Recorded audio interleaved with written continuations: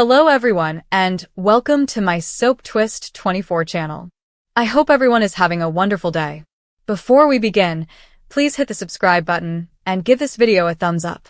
The night air in Los Angeles was a weird combination of exhaust, night-blooming jasmine, and the faint metallic tang of distant ocean salt. Electra stood on the short balcony of her Echo Park condo, fingers curled so tightly around the railing that her knuckles had turned bone white. The streetlights below bathed everything in sodium orange, making the crumbling sidewalk appear almost lovely if you squinted. She was not squinting. She stared at the front door, as if it might open on its own and explain everything before she had to ask. Inside, Ivy paced the living room barefoot, leaving faint perspiration traces on the hardwood that would fade by morning. The television was set to mute, a late-night commercial promising weapons that could cut through anything, and the blue flicker caught on the sharp line of her jaw.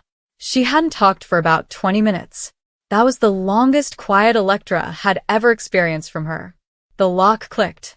Dylan walked in holding 2 paper bags from the 24-hour Thai restaurant on Sunset, where they'd ordered after every late shoot for the last 3 years. She kicked the door shut with her heel, balancing the bags and beaming that half-cocked smile that used to make both of them soften immediately. "Hey," she said, too bright and normal. "They gave us some extra spring rolls. They said we were their favorite degenerates." Electra remained at the balcony doorway. Ivy stopped pacing. Dylan's smile weakened by degrees.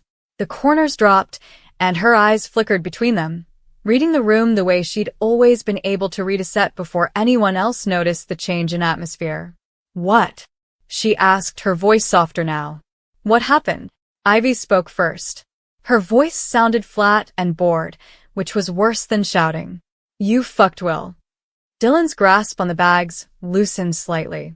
The plastic container of pad CEW was precariously slanted. Electra finally walked inside, closing the sliding door behind her with a quiet thud that was louder than it should have been. Dylan laughed once, and it was a brief, nervous bark. "What are you talking about?" "Don't," Ivy replied. She moved one step forward. "Do not even attempt the muddled procedure. We saw the video." Dylan's expression shifted. Not really remorse, but more like witnessing the final card home they built crumble in slow motion. "What footage?" she inquired, but the question seemed empty even to her.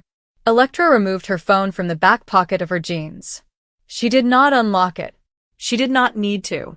She merely held it up so that the screen faced Dylan, black and accusatory. "There's a security camera outside his loft.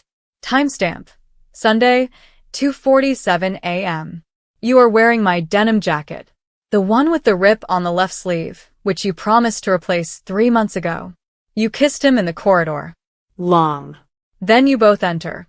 The door closes. The camera runs for another 40 seconds before cutting to the next loop. You didn't come out until the morning." Dylan's mouth opened and closed. She carefully placed the food bags on the coffee table, as if a hasty movement would detonate something. "It wasn't. Are you going to tell us?" Electra cut in. Her voice cracked with the final word, betraying her. She despised that it cracked. "Or are you going to keep smiling as if nothing happened while we plan our trip to Tahoe next month? Were we supposed to share a cabin again?" Dylan gazed at the floor. "I didn't mean for it to happen." Ivy laughed, a shrill, nasty sound. "Is that the line? Really?" "I'm not giving you a line," Dylan replied, finally glancing up. Her eyes were damp but not crying. "I am telling you the truth. It was one night. I had been drinking. He was. Don't you dare admit he was there." Electra shouted. "Don't make it sound like the universe conspired to put his dick in you." Dylan began to scream. Ivy moved across the room in 3 strides. She came close enough that Dylan could smell the bergamot in her shampoo, which they all used since Electra enjoyed how it lingered on pillows. "You looked pretty sober on the footage," Ivy replied quietly. "You looked like you knew exactly what you were doing when you slid your hand under his shirt in the elevator." Dylan was swallowing. "I'm sorry. Sorry doesn't erase the memory of you laughing against his mouth while we were both sleeping in the same bed you left at 1 a.m., telling us you had to clear your head." Electra's voice rose on the last 3 words, exactly mirroring Dylan's tone from that night. It felt like a smack. Dylan stepped back. Her calves hit the couch's edge. I didn't plan it, she repeated quietly. I ran into him at the Hyperion bar. We talked. It was dumb. I was stupid. You're still stupid, Ivy responded. Do you believe saying stupid enough times lessens the betrayal? Electra moved. Not fast. Not dramatically. Quite purposely. She walked until she was standing next to Ivy, creating a loose wall between Dylan and the rest of the apartment. Dylan's breathing had become shallow. What would you like me to say? Is it true that I am garbage? Have I ruined everything? Fine. I am crap. I ruined everything. No, Electra responded. We want you to feel it. Just a second. The way we're feeling it right now. Silence became thin and terrible. Then Ivy raised her hand. Dylan's left cheek was slapped cleanly with an open palm and no wind-up.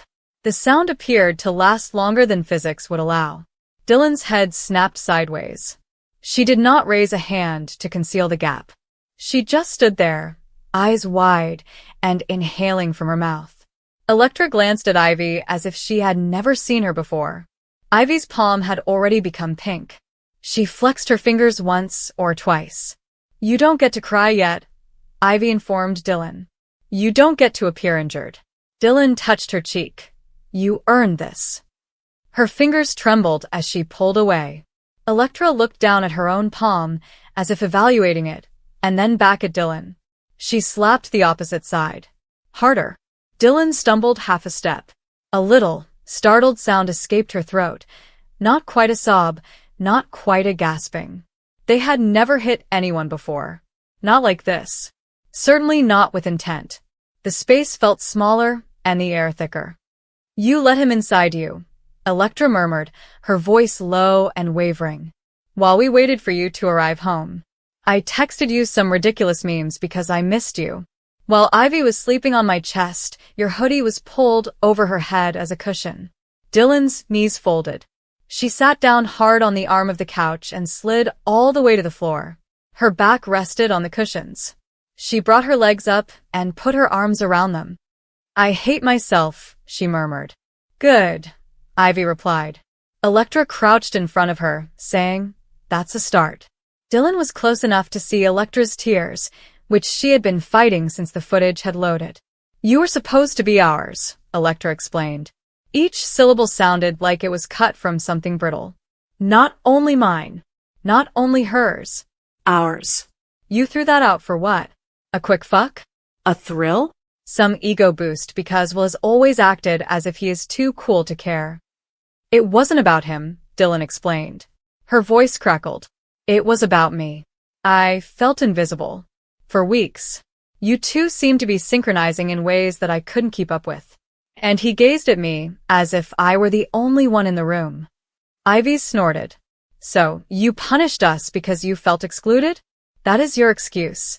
It's not an excuse, Dylan replied. This is the truth. Ugly. Selfish. Pathetic. But true, Electra said, standing up. She moved to the window and put her forehead against the cool glass. Ivy remained standing over Dylan. You need to leave, Ivy remarked. Dylan looked up. Tonight? Yes. Tonight. Right now. Dylan laughed, a broken sound. Where should I go? Not our concern anymore. Dylan's gaze shifted to Electra. Do you agree?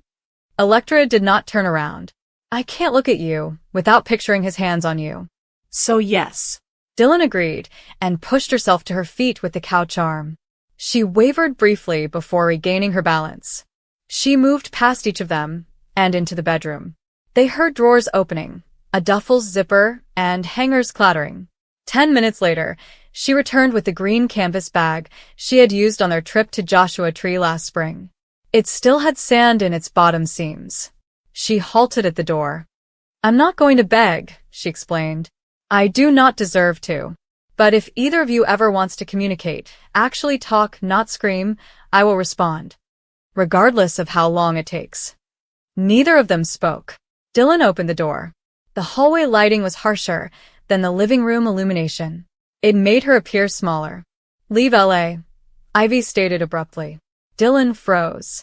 Not forever, Ivy added. But not tomorrow. Not next week. Allow us space. Real space. If you are still in the same city, I will see you everywhere. Coffee cafes. Billboards. Fucking Griffith Park. Dylan nodded once. I can't do that right now. Slowly, Electra finally turned from the window. Her face was blotchy, and her eyes puffy. Get out, she instructed. Not furious anymore. Just fatigued. Dylan walked into the hallway.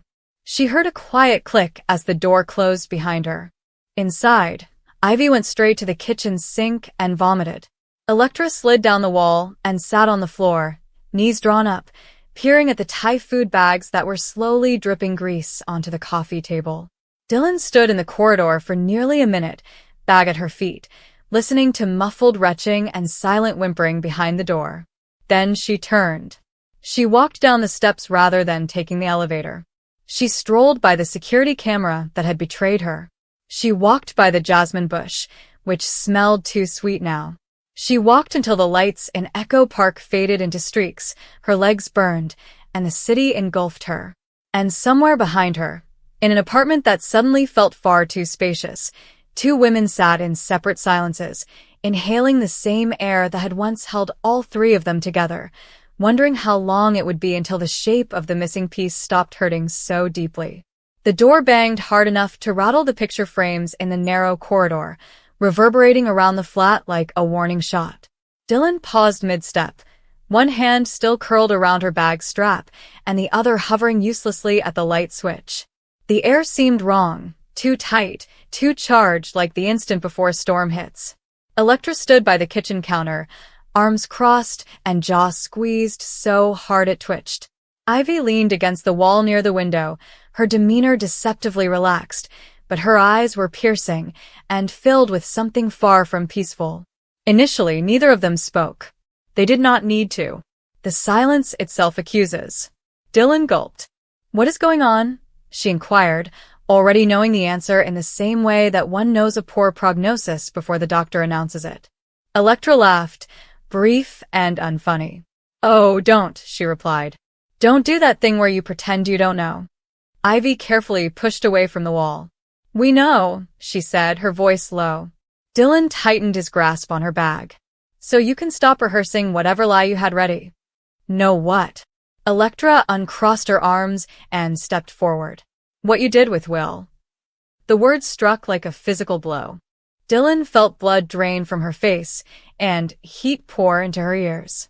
For a split second, she pondered denying it. Automatic, desperate, but the looks on their faces told her it would be pointless. They were not guessing. They were certain. Dylan began, then paused. Her mouth reopened, but nothing came out. Ivy tilted her head. Wow. There's nothing to say. That's new. It's not what you think, Dylan finally murmured, disliking how frail her voice sounded. Electra scoffed. Oh, I'm pretty sure it's exactly what we think. You went behind our backs, Ivy remarked, her words carefully pronounced. You understood what he meant to her. Dylan flinched. I did not plan it. It just happened, Electra said, her eyes flashing. Is that your excuse? Did it just happen? She closed the gap between them in 2 long strides. Dylan barely had time to prepare herself before being slapped across the cheek with a harsh crack that jerked her head to the side. The sound seemed unnaturally loud in the cramped environment. Dylan staggered back, his hand swinging towards her face. Her flesh burnt from humiliation rather than pain. Electra, don't say my name, she screamed. Her hands were shaking now. You don't get to say my name like we're still friends. Ivy observed, arms folded again, but her demeanor was not calmer. Rather, it was colder. You really are unbelievable, she replied. All many evenings you sat on this couch, listening to her cry over him. I appreciate all of your advice. All the pretense. I cared, Dylan responded swiftly. I do care. About whom? Ivy shot back. Yourself, Dylan shook her head. You don't understand how complicated it was. Electra laughed again, this time louder and more brittle. Complicated. Right. What isn't complicated? Loyalty. Or perhaps it is simply too much to demand from you. It is not fair, Dylan exclaimed, her voice shaking. I never wanted to hurt anyone. And yet here we are, she remarked. Funny how that works. Electra paced the length of the kitchen, raking a hand through her hair before abruptly turning around. How long? She demanded. Dylan paused. How? Long. Electra said, her voice dangerously hushed.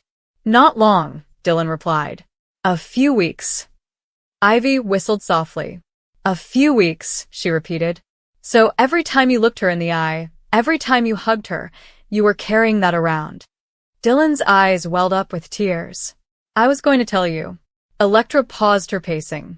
When? After you become bored? After you broke her completely? I was scared, Dylan admitted. I didn't know how. Ivy moved closer, her face inches from Dylan's. You didn't know how to be honest, but you knew how to crawl into bed with him. Dylan let out a laugh. Don't say it like that. Like what? Ivy snapped. Like the truth. The room felt smaller by the second. Dylan backed toward the door without realizing it, her heel rubbing across the rug. I never meant for this to come between us. Electra's visage hardened into something decisive.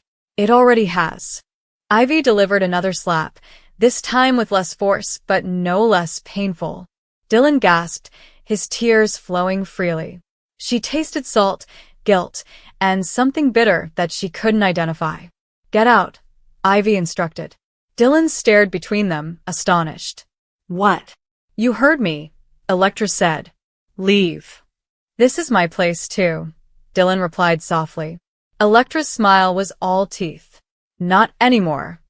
You can't just throw me out, Dylan replied. We should talk about this. We did talk, Ivy admitted. You just didn't like what we had to say. Dylan's chest tightened, her breathing shallow. Please. I will fix this. I'm going to stop it. I'll do anything, Electra said, shaking her head slowly. You already did the one thing you can't undo. Leave LA now, Ivy said abruptly, her voice sharp and clear. Pack your belongings. Go somewhere else. Just don't stay here. Dylan looked at her. You don't mean that. Yes, Ivy responded. The city is small, and I don't trust myself to be civil when I see you again. Electra nodded. You made your decision. Now live with it. The words landed harder than the slaps. Dylan felt something collapse inside her, a fragile structure she had no idea she was still holding together. She slid down the wall, sinking to the floor, her bag landing beside her. I'm sorry, she whispered. I never wanted to lose you. Electra averted her gaze. Ivy did not. You should have thought about that before, Will, said Ivy. Dylan pushed herself up slowly, each movement heavy. Her face throbbed, and her heart sank. She grabbed her bag, fingers trembling, and reached for the door. She turned back for the final time at the threshold. For what it's worth, she stated, I loved you both. Electra did not respond. Ivy returned her gaze, her eyes unreadable. Love isn't what you think it is, she explained. Dylan heard a final, echoing click as the door closed behind him. The hallway felt colder and more empty than it had before. She leaned her forehead against the wood for a brief, humiliating second before straightening and walking away, each step taking her further from the life she'd shattered and into an uncertain, unforgiving night.